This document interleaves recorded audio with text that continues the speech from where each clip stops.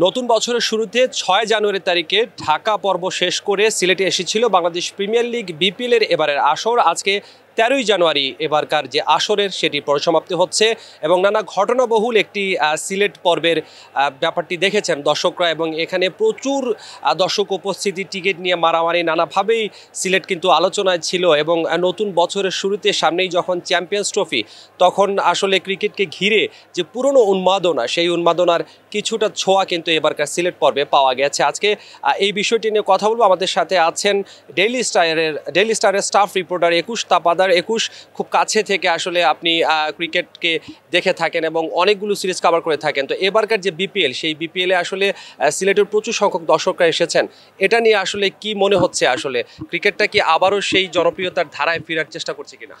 সিলেটে কিন্তু দর্শক সবসময় হয়। আমার অভিজ্ঞতা থেকে আমি বলি, আমি সিলেটে যখন প্রথম থেকে যখন থেকে বিপিএল খেলা হচ্ছে, সিলেট ভেন্যুতে খেলা হচ্ছে, সেই সময় থেকেই আমি কভার করি। তো আমি সব সময়ই দেখেছি যে সিলেটের ভরপুর গ্যালারি হয়। আমি ঢাকায় অনেক ম্যাচে আছে যে আপনার দর্শক খরা হয় দিনের ম্যাচগুলোতে, চট্টগ্রামে দর্শক সংখ্যা অনেক কম হয়, কিন্তু সিলেটে আমার অভিজ্ঞতা বলে কখনোই দর্শকের ঘাটতি ছিল না। এটার কয়েকটা কারণ থাকতে পারে। একটা কারণ হতে পারে যে সিলেটে আসলে বিনোদনের অন্য কোনো মাধ্যম খুব একটা নেই। আপনি জানেন যে সেখানে মানে বিকেলবেলা বা সন্ধ্যাবেলা বা ছুটির দিনগুলোতে মানুষ কী করবে, কোথায় যাবে, হ্যাং আউট করবে কোথায়, সেটার একটা ঘাটতি আছে। যখন এরকম একটা শীতের দিনে মানুষ উৎসবের জন্য মুখিয়ে থাকে এবং বিপিএল যেহেতু শীতের দিনেই হয়, তো শীতের দিনের বিকেলগুলো, সন্ধ্যাগুলো মানুষ একটু জম্পেশ কোনো আসর থাকলে সেখানে যেতে চায়। সেই কারণে বোধহয় সিলেটে দর্শক সংখ্যা সবসময় বেশি হয়। একটা ঘাটতি আছে, সেই ঘাটতিটা এখানের এই ইভেন্টটা পূরণ করে। আমার মনে হয় সেটা একটা কারণ। আর এখানে দর্শকরা আসেন, সেখানে খেলা তো দেখেনি, তার মধ্যে আবার মিউজিক আছে, একটু নাচা গানার ব্যাপার আছে, এগুলোতে আনন্দ পান, সব মিলিয়েই একটা আর কি প্যাকেজ। সে কারণেই বোধহয় তারা আসেন। এবারের উইকেটটা কি আপনার কাছে একটু ভিন্ন মনে হয়েছে কিনা? অন্যবার আমরা দেখেছি সিলেটের উইকেটে প্রচুর স্পিন সহায়ক ছিল, কিন্তু এবার একবারে নিখাত ব্যাটিং পিচ করা হয়েছে। এটা কি কোনো বাংলাদেশ ক্রিকেট বোর্ডের কোনো পরিকল্পনার অংশ কিনা, বা দর্শকদের বিনোদন দেওয়ার জন্যই কি এরকম ব্যাটিং উইকেট তৈরি করা হচ্ছে কিনা? সিলেটের উইকেট কিন্তু এর মানে শুরু থেকে যখন সিলেটের মাঠটা ছিল, বাংলাদেশের বেস্ট উইকেট ছিল সিলেটের। মাঝখানের একটা সময়, কিছুটা সময় বোধহয় 1 বছরের মতন করোনা পিরিয়ডে আমি বলবো, সেখানে উইকেট একটু খারাপ ছিল একটা বছরে। তারপরেও কিন্তু আবার উইকেট ভালো ছিল। এবং আপনি দেখে থাকবেন যে মানে বিপিএলে মিরপুরের উইকেট নিয়ে অনেক আলোচনা সমালোচনা হয়। সিলেট এবং চট্টগ্রাম সবসময় রানের একটা জায়গা ছিল এবং সেটা এবারও ধারাবাহিকতা ছিল এবং এবার বেশ ভালো, এবারও খুব ভালো উইকেট ছিল, যেটা আসলে বিপিএলে মানে বা টি-20 ফরম্যাটের যেটা মানুষের চাহিদা থাকে, মানে রানের খেলা, তো এখানে ছক্কা চার দেখতে মানুষ বেশি পছন্দ করেন, সেটা হয়েছে। বাট আমি একটা জিনিস এবার দেখলাম যে এবার বাউন্ডারির আকারটা একটু বেশ দৃষ্টিকটুভাবে কমানো। আমি একটা ছক্কা দেখলাম যে 52 মিটারে গিয়েও ছক্কা পড়ছে। উইকেট যদি ভালো থাকে তাহলে আপনি বাউন্ডারি মিটার যদি একটু বাড়িয়ে দেন, জায়গা যেহেতু আছে, তাহলে কিন্তু ভালো হয়, বলারদের জন্যও থাকে। তো খেলাটা তো ব্যাটসম্যানদেরই শুধু না, বলারদেরও আছে। তো সেইটা যদি হতো তাহলে আরও ভালো হতো। বাট উইকেট খুবই ভালো, 2টা ম্যাচেই 200 এরকম রান হচ্ছে, সেটা পজিটিভ ব্যাপার। ইন্টারন্যাশনাল রুল অনুযায়ী তো আসলে 60 মিটারের নিচে মনে হওয়া যাবে না, বা 82 মিটারের উপরে হওয়া যাবে না। এটা চাইলেই বিসিবি আর একটু বড় রাখতে পারতো।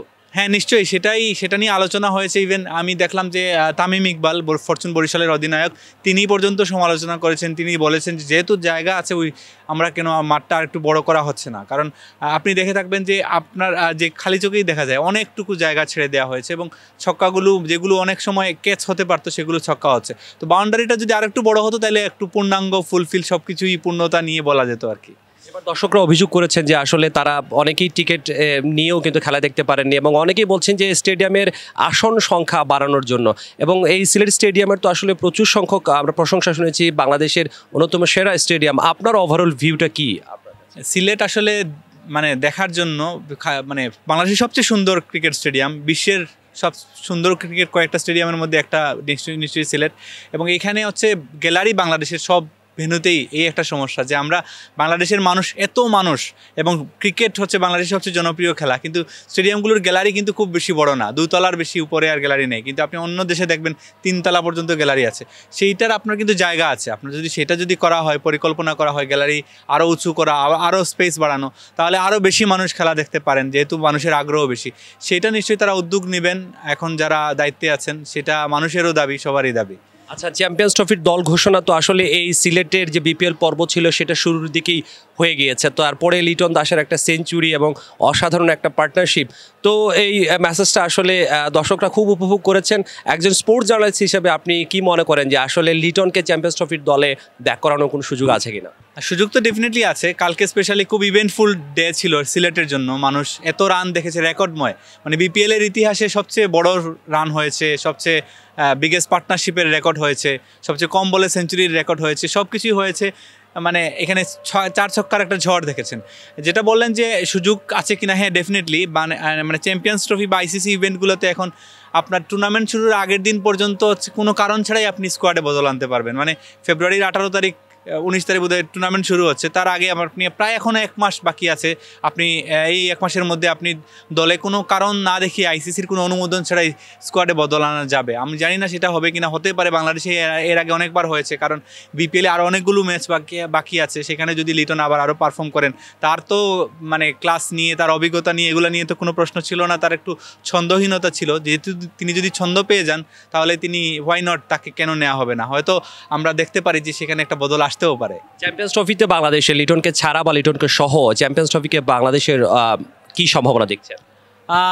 চ্যাম্পিয়ন্স ট্রফিতে লিটনকে ছাড়া সহ সব কিছু না মিলে আমি যদি বলি বাংলাদেশের সম্ভাবনা মানে একটু খুব টাফ চ্যালেঞ্জ আছে। কারণ আপনি বাংলাদেশ হচ্ছে ইন্ডিয়া, পাকিস্তান এবং নিউজিল্যান্ড, এই 3টা দল বাংলাদেশের গ্রুপে আছে। আপনি যদি সেমিফাইনালে যেতে চান, পরের রাউন্ডটাই হচ্ছে সেমিফাইনাল, বেস্ট 2 দলের মধ্যে থাকতে হবে। তার মানে হচ্ছে আপনি বড় 2টা দলকে হারাতে হবে। তো সেই জায়গায় কঠিন চ্যালেঞ্জ, লিটনকে ছাড়া সহ সব কিছু নিয়েই কঠিন চ্যালেঞ্জ। কিন্তু লিটন না থাকলে যেটা হয় যে বাংলাদেশের ওপেনিংয়ে হচ্ছে অভিজ্ঞতাটা মানে আরেকটু কমে যায়। আপনি পারভেজ হোসেন ইমনকে নেওয়া হয়েছে, তিনি এখনও কোনো ওয়ানডে খেলেননি, ওয়ানডে খেলার তার অভিজ্ঞতা নেই, এবং যে কটা টি20 তিনি খেলেছেন খুব একটা পারফর্ম করতে পারেননি। ওই জায়গায় একটা ঘাটতি হয়তো হয়ে যেতে পারে।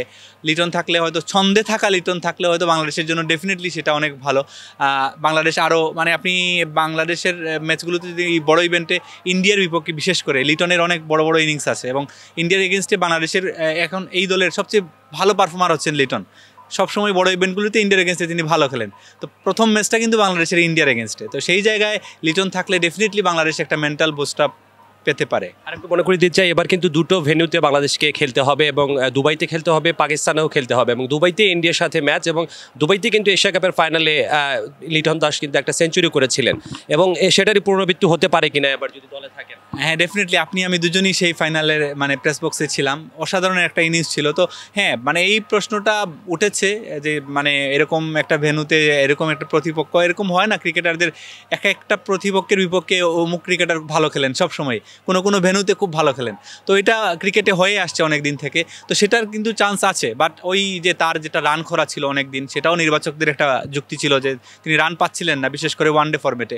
এখন যদি তিনি এখানে রান করে আবার দলে আসতে পারেন, সেই সম্ভাবনাটা তো ডেফিনেটলি আছে, এবং বাংলাদেশের মানুষও নিশ্চয়ই সেটাই চাইবে। অনেক ধন্যবাদ আপনাকে। Thank you. দর্শক, কথা শোনার চেষ্টা করছিলাম একুশ তাপাদার, ডেইলি স্টারের স্টাফ রিপোর্টার, স্পোর্টসের অনেক ইভেন্ট কভার করেছেন, এবং তিনিও প্রত্যাশা করেন যে আসলে আসন্ন চ্যাম্পিয়ন্স ট্রফিতে লিটন দাসকে দলে অন্তর্ভুক্ত করা হবে। এবং শেষ হয়ে গেল সিলেট পর্ব বিপিএলের, এবং 4 ছক্কার মাতোয়ারা আনন্দে দর্শকরাও মজে ছিলেন। হয়তো দেখা হবে আগামীতে অন্য কোনো টুর্নামেন্টে।